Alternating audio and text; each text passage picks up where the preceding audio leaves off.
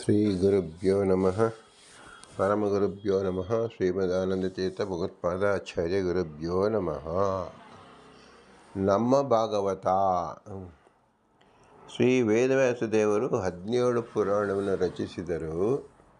ಇನ್ನೂ ತೃಪ್ತಿ ಕಾಣದೇ ಇರುವಂತೆ ನಟಿಸಿದಾಗ ನಾರದ ಮಹರ್ಷಿಗಳು ಬಂದು 18ನೇ ಪುರಾಣವಾಗಿ ಶ್ರೀಮದ್ ಭಾಗವತವನ್ನು ರಚಿಸಿ ಎಂದು ಬೇಡಿಕೊಂಡರು. ನಾರದರೇ ಮುಂದೆ ಪುರಂದರದಾಸರಾಗಿ ಕಲಿಯುಗದಲ್ಲಿ ಭಗವನ್ಮಹಿಮೆಯನ್ನು ಬಿತ್ತರಿಸಲು ಕೇಳಿಕೊಂಡ ಭಾಗವಿದು. ಭರತಖಂಡಕ್ಕೆ ನಾರದರೇ ಗುರುಗಳಾದ್ದರಿಂದ ತಾವು ಶ್ರೀ ವೇದವ್ಯಾಸದೇವರಿಂದ ಅತ್ಯುನ್ನತ ವ್ಯಾಸಂಗ ಪಡೆದು ಭರತಖಂಡದ ಸಾತ್ವಿಕ ಜನರಿಗೆ ಹಂಚಲು ತಯಾರಿಕೆ ನಡೆಸಿದ ಕ್ರಮವಿದು. ಭಗವಂತ ತಾನು ಯಾರಿಗೂ ಕಾಣಿಸದಿದ್ದರೂ ವೇದವಾದಾಶ್ಚ ಅನುಯುಗಂ ಹಿ ಸಂತಿ ಇತಿ ಹಿ ನಃ ಶ್ರುತಿ ಇತಿ ಭಾರತೆ. ಕೃತಯುಗ, ತ್ರೇತಾಯುಗ, ದ್ವಾಪರಯುಗಗಳಲ್ಲಿ ವೇದದಿಂದ ಸಾತ್ವಿಕರು ಭಗವಂತನನ್ನು ಕಂಡು ಆರಾಧಿಸುತ್ತಿದ್ದರು. ಆದರೆ ಕಲಿಯುಗದಲ್ಲಿ ವೇದ ಯುಗಧರ್ಮಾನುಸಾರವಾಗಿ ಶಿಥಿಲವಾಗುತ್ತದೆ. ಆದ್ದರಿಂದ ದೇವರನ್ನು ಕಾಣಲು ಸಾಧ್ಯವಾಗುವುದಿಲ್ಲ ಅಂತ ಇದರರ್ಥ. ವೇದೈಶ್ಚ ಪಂಚರಾತ್ರೈಶ್ಚ ಭಕ್ತ್ಯಾ ಯಚ್ಛ ತಥೈವ ಚ ದೃಶ್ಯೋಹಂ ನಾನ್ಯತೋ ದೃಶ್ಯೋ ವರ್ಷಕೋಟಿಶತೈರಪಿ ಇತಿ ವಾರಾಹಿ. ವೇದಗಳು ಮತ್ತು ಪಂಚರಾತ್ರಗಳಿಂದಲೂ ಭಕ್ತಿಪೂರ್ವಕ ಸತ್ಕರ್ಮ ಅನುಷ್ಠಾನ ಮತ್ತು ಯಜ್ಞಗಳಿಂದಲೂ ಸೇವಿಸಿದಲ್ಲಿ ಮಾತ್ರ ನನ್ನ ಸಾಕ್ಷಾತ್ಕಾರ ಸಾಧ್ಯವಿದೆ. ಇದರ ಹೊರತು ಇತರ ಸಾಧನಗಳಿಂದ ಶತಕೋಟಿ ವರ್ಷಗಳ ಕಾಲ ಆರಾಧನೆ ಮಾಡಿದರೂ ಸಾಕ್ಷಾತ್ಕಾರ ಸಾಧ್ಯವಾಗುವುದಿಲ್ಲ ಎಂಬುದು ವರಾಹದೇವರ ವಚನ. ಈಗ ನಮಗೆ ಸಮಸ್ಯೆಯಾಗಿದ್ದು ಏನು? ಕಲಿಯುಗದಲ್ಲಿ ವೇದವೂ ಶಿಥಿಲವಾಗಿದೆ. ವೇದವನ್ನು ತಿಳಿದೇ ಹೊರ ಭಗವಂತನನ್ನು ನಾವು ಕಾಣುವುದಕ್ಕೆ ಸಾಧ್ಯವಿಲ್ಲ. ಏನು ಮಾಡಬೇಕು? ಅದಕ್ಕೆ ಶ್ರೀಮದಾನಂದತೀರ್ಥರು ಒಂದು ಉತ್ತರವನ್ನು ಕೊಟ್ಟಿದ್ದಾರೆ. ವೇದಾನಂ ಪರಮಂ ಚಕ್ರೆ ಭಾಗವತ ವಿನಿರ್ಣಯ. ಮಹಾಭಾರತ ವಿನಿರ್ಣಯ ಅಂತ ಇದೆ, ಭಾಗವತವೂ ಅಂತಿದೆ. ಆದ್ದರಿಂದ ಮಹಾಭಾರತ ಮತ್ತು ಭಾಗವತ ವೇದಾನಂ ಪರಮಂ ಚಕ್ರೆ, ವೇದಕ್ಕೂ ಅಧಿಕವಾಗಿ. ವೇದ ಎಂಬುದಕ್ಕಂಥದ್ದು ಮುಖ್ಯವಾದ ವಿದ್ಯೆ.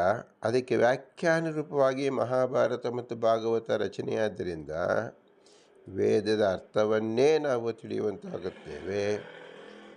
ವೇದಾರ್ಥ ಸಹಿತವಾಗಿ ವೇದಾಧ್ಯಯನವೆಂದರೆ ಭಗವಂತ ಸಾಕ್ಷಾತ್ಕಾರ ಆಗುವುದು.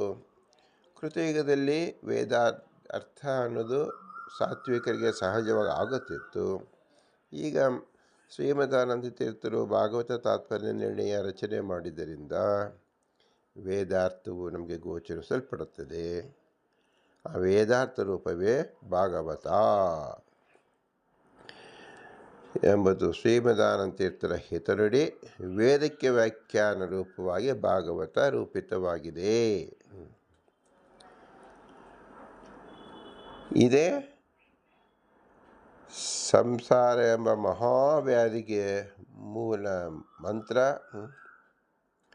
ಇದನ್ನು ನಾವು ಭಗವಂತನಲ್ಲಿ ಆರಾಧಿಸಿದಾಗ ನಮ್ಮ ಭಾಗವತ ಅಂದರೆ ನಮ್ಮ ನಿಯತವಾದ ಮೋಕ್ಷ ಸುಖ ಅಂದರೆ ಮೋಕ್ಷವನ್ನು ಕೊಡು, ಜ್ಞಾನ ಭಕ್ತಿ ವೈರಾಗ್ಯವನ್ನು ಕೊಡು ಎಂಬತಕ್ಕಂಥದ್ದು ನಾವು ಕೇಳಿಕೊಳ್ಳಬಹುದು.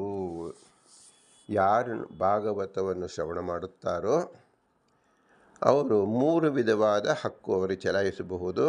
ಏನದು ಅಂದರೆ ಜ್ಞಾನ ಕೊಡು, ವೈರಾಗ್ಯ ಕೊಡು, ಭಕ್ತಿ ಕೊಡು. ಜ್ಞಾನ ಭಕ್ತಿ ವೈರಾಗ್ಯ ಎಂಬತಕ್ಕಂಥದ್ದು ಯಾರದ ಸ್ವತ್ತು? ಇದು ಆಯಾ ಜೀವನ ಸ್ವತ್ತೆ.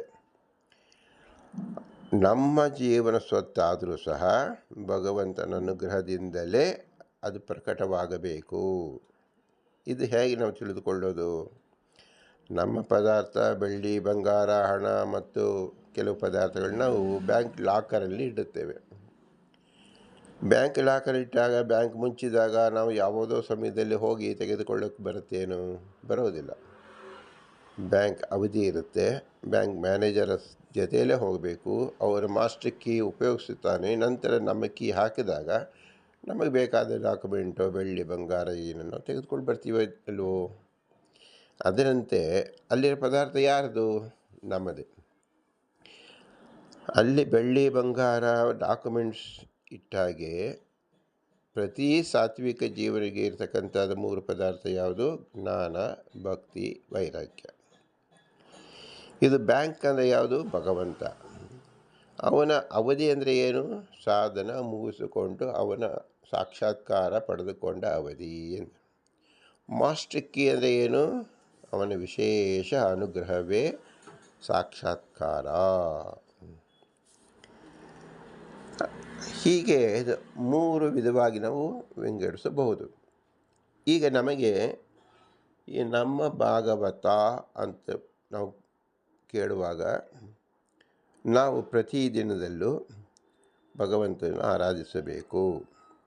ಆರಾಧಿಸೋದಕ್ಕೆ ಇನ್ನೊಂದು ಹೆಸರೇನು? ಸ್ತವನ ಅಂತ ಹೆಸರು. ಸ್ತವನದಲ್ಲಿ 3 ರೀತಿ ಇದೆ. ಪ್ರಾತಃ ಸ್ತವನ, ಮಾಧ್ಯಾಹ್ನಿಕ ಸ್ತವನ, ಸಾಯಂ ಸ್ತವನ. ಆದ್ದರಿಂದ ಈ ಭಾಗವತನ ಬೆಳಗ್ಗೆ ಎದ್ದು ಕೂಡಲೇ ಬ್ರಾಹ್ಮಿ ಮುಹೂರ್ತ 4:30ರಿಂದ 5:30ರವರೆಗೂ ಮೊದಲ ಭಾಗ 4-5 ಸ್ಕಂದಗಳನ್ನು ಕೇಳಬಹುದು. ಬ್ರಹ್ಮಚಾರಿಯಾದವನು ತನ್ನ ಪ್ರಾತಃ ಸಂಧ್ಯಾ ಕಾಲ ಉದ್ದಕ್ಕೂ ಭಾಗವತ ಶ್ರವಣದಿಂದ ಪ್ರಾತಃ ಆಹ್ನಿಕವನ್ನು ಪೂರೈಸಿಕೊಳ್ಳಬಹುದು. ಸ್ತ್ರೀಯರಾಗಿದ್ದರೆ ತಮ್ಮ ಬೆಳಗಿನ ಸಮಯ ಕೆಲಸಗಳಲ್ಲಿ ವಿಷ್ಣು ಪೂಜಾಂಗ ರೀತಿಯಲ್ಲಿ ಭಾಗವತವನ್ನು ಕೇಳುತ್ತಾ ಪೂರೈಸಿಕೊಳ್ಳಬಹುದು. ತೀರಾ ವೃದ್ಧರಾಗಿದ್ದಲ್ಲಿ, ರೋಗಾರುಜಿನದಿಂದ ಪೀಡಿತರಾಗಿದ್ದಲ್ಲಿ ಮಲಗಿಯೇ ಅತಿ ಶ್ರದ್ಧೆಯಿಂದ ಈ ಭಾಗವತ ಪ್ರಥಮ ಭಾಗವನ್ನು ಅಂದರೆ 4-5 ಸ್ಕಂದವನ್ನು ಕೇಳುವುದರಿಂದ ಆರೋಗ್ಯವಂತರಾಗಿ ಜ್ಞಾನವಂತರಾಗಿ ಬೆಳಗುವಲ್ಲಿ ಸಂಶಯವಿಲ್ಲ. ನೀವೇ ಸ್ವತಃ ಈ 4 ಅಥವಾ 5 ಸ್ಕಂದಗಳನ್ನು ಆರಿಸಿ ಕೇಳುವುದರಲ್ಲಿ ಸಮರ್ಥರಿದ್ದೀರಾ? ಒಟ್ಟಿಗೆ ಸೇರಿಸುವಾಗ ಮಧ್ಯೆ ಬೇರೆ ಬೇರೆ ಇತರ ಕಾರ್ಯಕ್ರಮಗಳು ಸುಳಿಯಬಹುದು. ಅದನ್ನು ತಡೆಗಟ್ಟುಕೋಸ್ಕರವಾಗಿ ಒಂದೇ ಬದಿಯಲ್ಲಿ ಸೇರಿಸಿ ನಿಮಗೆ ಒಪ್ಪಿಸುತ್ತಿದ್ದೇವೆ. ಇದೇ ರೀತಿ ಪ್ರತಿದಿನ 3 ಆವರ್ತಿ 3 ಕಾಲದಲ್ಲಿ 30 ದಿನಗಳ ಪರ್ಯಂತ ನಿತ್ಯವೂ ಯಾರು ಶ್ರವಣ ಮಾಡಿದಾಗ ನಿಮಗೆ ನಿಶ್ಚಿತವಾದ ಫಲ ದೊರಕುವುದು. ಇದನ್ನು ಅನೇಕ ಉಪನಿಷತ್ತುಗಳಲ್ಲಿ ಹೇಳಿದ್ದಾರೆ. ಯಾರು 30 ದಿನ ಅಥವಾ 90 ದಿನ ವಾಯುದೇವರ ಸೇವಾ ಮಾಡಿದರೆ ವಾಯುದೇವರೇ ದರ್ಶನ ಕೊಡುತ್ತಾರೆ. ವಾಯುದೇವರ ದರ್ಶನವೇ ನಮ್ಮ ಗುರುಗಳ ದರ್ಶನ. ತನ್ಮೂಲಕ ಭಗವಂತನ ದರ್ಶನಕ್ಕೆ ಅನುವು ಮಾಡಿಕೊಡುತ್ತಾರೆ. ನಮ್ಮ ಬಿಂಬನ ಪರಿಚಯವನ್ನು ಮಾಡಿಸ್ಕೊಡ್ತಾರೆ ಎಂಬತಕ್ಕಂಥ ಸ್ಪಷ್ಟವಾದ ವಚನ ಇದೆ. ಅವರ ವಾಕ್ಯದಂತೆ ವೇದಾನಂ ಪರಮಂ ಚಕ್ರೆ ಎಂಬುದು ಭಾಗವತವಾದ್ದರಿಂದ ಅದು ಶ್ರೀಮದ್ ಪೂಜ್ಯ ವಾದಿರಾಜಾಚಾರ್ಯರಿಂದ ನಿರ್ಮಿತವಾದ ಭಾಗವತ ಅನುಕ್ರಮಣಿಕ ಸಾರ ಸಂಗ್ರಹವನ್ನು ಕೇಳುವುದರಿಂದ ನೀವು 30 ದಿನ ಸತತವಾಗಿ ದಿನದಲ್ಲಿ 3 ಹೊತ್ತು ಕೇಳಿದರೆ ಏನಾಗಬಹುದು ಅಂದರೆ 30 ದಿನ ಆದ ಕೂಡಲೇ ನಿಮಗೆ ಗುರುಗಳ ದರ್ಶನ ಶೀಘ್ರವಾಗಿ ಪ್ರಾಪ್ತಿಯಾಗುತ್ತದೆ. ಅಂದರೆ ನೀವು ಸೋದೆ ಗುರುಗಳ ದರ್ಶನಕ್ಕೆ ಹೋಗಿ ಬರುತ್ತೀರಾ. ನಂತರದಲ್ಲಿ ಜಗಸ್ವಾಮಿಯಾದ ಶ್ರೀಕೃಷ್ಣ ಪುಣ್ಯಕ್ಷೇತ್ರ ಉಡುಪಿಯನ್ನು ಸಂದರ್ಶಿಸಬಹುದು. ಅಷ್ಟೇ ಅಲ್ಲದೆ ನಿಮ್ಮ ಕುಲದೇವರನ್ನು ತಿರುಪತಿಯೋ ನಂಜನಗೂಡೋ ಅಥವಾ ಇತ್ಯಾದಿ ಯಾವುದೇ ದೇವತಾ ತೀರ್ಥಕ್ಷೇತ್ರಕ್ಕೆ ಹೋಗತಕ್ಕಂಥ ಒಳ್ಳೆಯ ಮನಸ್ಸು ನಿಮಗೆ ಬಂದು ನಿಮ್ಮ ಮನದೇವರನ್ನು ನೀವು ಸಂದರ್ಶಿಸಬಹುದು. ಹೀಗೆ ನಿಮಗೆ ಉತ್ತಮವಾದ ಫಲ ಇದ್ದೇ ಇದೆ. ಇದಕ್ಕಾಗಿ ನೀವು 30 ದಿನ ಸತತವಾಗಿ ಅಂದರೆ 90 ಪ್ರವಚನಗಳನ್ನು ನೀವು ಕೇಳಿದರೆ ಇದರಲ್ಲಿ ನಿಗದಿತವಾದ ಫಲವನ್ನು ಖಂಡಿತವಾಗಿ ಹೊಂದುತ್ತೀರಾ. ಇದು ಕಡ್ಡಾಯ ಅಂದರೆ ಯಾರನ್ನು ನಾನು ನಿರ್ಬಂಧಿಸುತ್ತಿಲ್ಲ, ಅಂದರೆ ಫೋರ್ಸ್ ಮಾಡ್ತಾ ಇಲ್ಲ.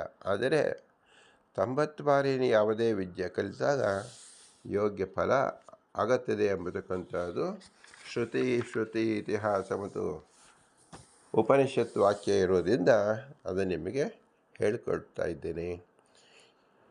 ಇಂತಹ ಶ್ರೀಮದ್ ಭಾಗವತವನ್ನು ಯಾವುದೇ ಮನೆಗಳಲ್ಲಿ ಮಠ ಮಂದಿರಗಳಲ್ಲಿ ಹಳ್ಳಿ ಕೇರಿಗಳಲ್ಲಿ ಎಲ್ಲಿ ಬೇಕಾದರೂ 4 ಜನ ಸೇರಿರೋ ಕಡೆಯಲ್ಲಿ ಕುಳಿತುಕೊಂಡು 1 ಗಂಟೆ 1 ಗಂಟೆ 1.5 ಗಂಟೆ ನಿಶ್ಶಬ್ದವಾಗಿ ಕುಳಿತು ಆಲಿಸಿದರೆ ಶ್ರೀಮದ್ ಪೂಜ್ಯ ವಾದಿರಾಜ ಚರಣರು, ಭಗವಂತನಾದ ಶ್ರೀಕೃಷ್ಣ ಪರಮಾತ್ಮ ಹಾಗೂ ನಿಮ್ಮ ಕುಲದೇವರು ತಕ್ಷಣದಲ್ಲೇ ನಿಮಗೆ ಅನುಗ್ರಹವನ್ನು ಕೊಟ್ಟೇ ಕೊಡ್ತಾರೆ. ನಾವು ಇದಕ್ಕಾಗಿ ಭಾಗವತ ಸಪ್ತಾಹ ಅಂತ ಹೇಳಿ ಬೇರೆ ಕಡೆಯೆಲ್ಲ ನಾವು ಅಲೆದುಕೊಂಡು ಹೋಗಬೇಕಾಗಿಲ್ಲ, ಹೆಚ್ಚು ಶ್ರಮವನ್ನು ಪಡಬೇಕಾಗಿಲ್ಲ.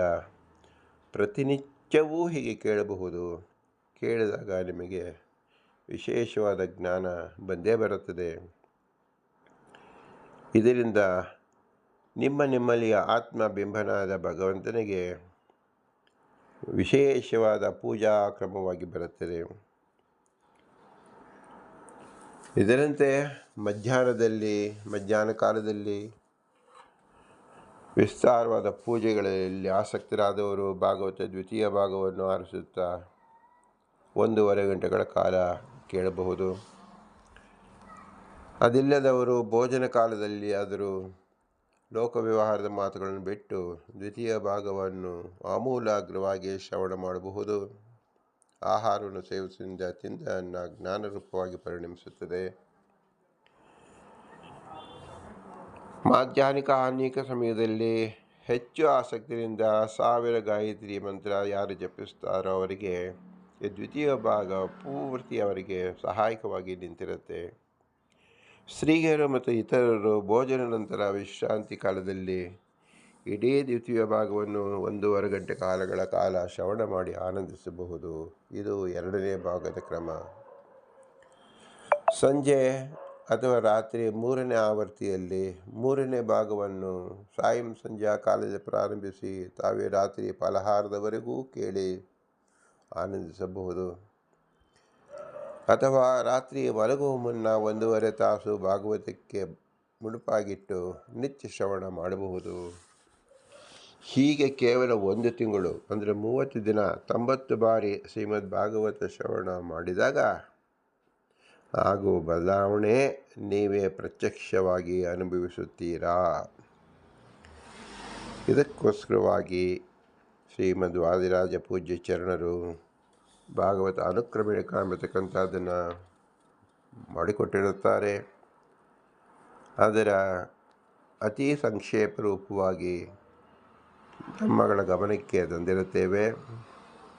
ಇದನ್ನು ಸದುಪಯೋಗ ಮಾಡಿಕೊಳ್ಳಿ ಎಂದು ಹೇಳಿ ಭಗವಂತನ ಸಮರ್ಪಿಸುತ್ತಿದ್ದೇನೆ. ಭಾರತೀಯ ರಮಣ ಕೆಪ್ಪರಣಾಂತರ್ಗತ ಶ್ರೀಕೃಷ್ಣಾರ್ಪಣಮಸ್ಸು. ಹರಿ ಓಂ ಹರಿ ಓಂ ಹರಿ ಓಂ. ಓಂ ಶಾಂತಿ ಶಾಂತಿ ಶಾಂತಿ.